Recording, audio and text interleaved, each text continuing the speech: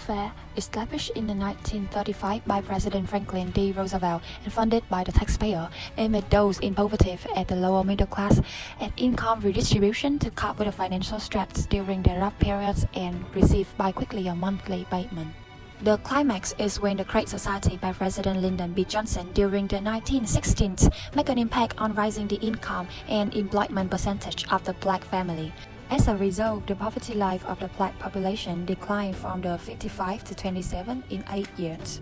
Even at the height of the Great Society, black Americans constituted only about 27% of the all welfare recipients, meaning the rest are white Americans. The anti-discriminatory practice from the Johnson's presidency were enforced by allowing the black Americans to participate in the new benefit programs. The white think the government biased the blacks so that more and more strongly disagree with this social welfare program, which leads to the anti-welfare. To better understand the topic, it's essential to trace back to the origin of this negative feeling towards welfare in the US, or the answer to the question addressed in the title of the video, why many people in the US are anti-welfare these days. Fortunately, Martin Gillens, a political scientist at Princeton University, has dedicated himself to a work that can enormously help to understand the underlying reasons of anti-welfare, which is the book Why Americans Hate Welfare. Here, he stated clearly that he presents four possible explanations for the opposition to welfare, which are individualism, economic self-interest, perceptions that welfare recipients are undeserving, and racial attitudes.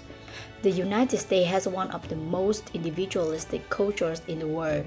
They view every person as a self-sufficient individual and thus expect them to rely on themselves.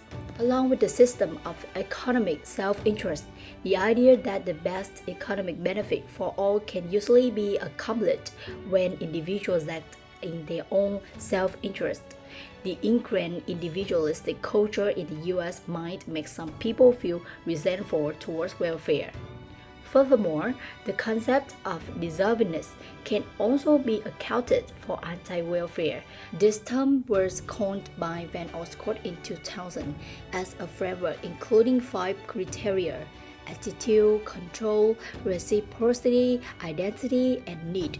From the current criteria for perceived deservingness, however, many people living on welfare these days are being perceived as undeserving, which causes the feeling of discontentment and resentment among people.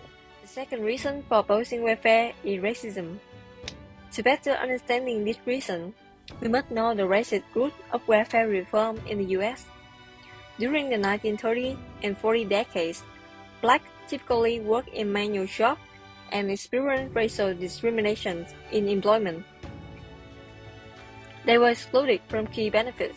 For instance, the Social Security Act of 1935 prohibited domestic and agricultural workers, mostly black or Latino, from receiving benefits.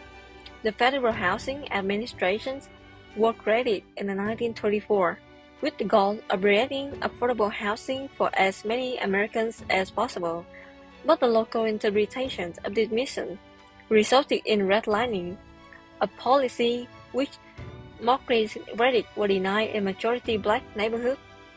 Nowadays, black is the second largest group in poverty. During Obama's tenure and rate regressions, white in the US got a feeling that their status is under threat, and black people started to receive much more benefits. Researchers find that when white Americans perceive threats to their status as the dominant demographic group, their resentment of minority increased. This resentment led to opposing welfare programs they believe will mainly benefit minority groups. In conclusion, racism reasons for anti-welfare originated from racism tensions in the US and the rise of black people's status. The anti-welfare has many impacts. First of all, it will increase poverty. Anti-welfare policies can lead to an increase in poverty rates, particularly among vulnerable populations, such as children, the elderly, and people with disabilities. And next, it also reduces the access to healthcare. The reduction of these programs can lead to a lack of access to necessary medical services for low-income individuals. And the anti-welfare it also limits the education and training opportunities for the people who are struggling financially to pursue for their education and job. Finally, the anti-welfare also has many negative psychological impacts. The stigmatization of those who receive welfare benefits can lead to the feelings of shame, guilt, and inadequacy. It is necessary to be aware that anti-welfare should be merely considered an attitude rather than a problem to be solved.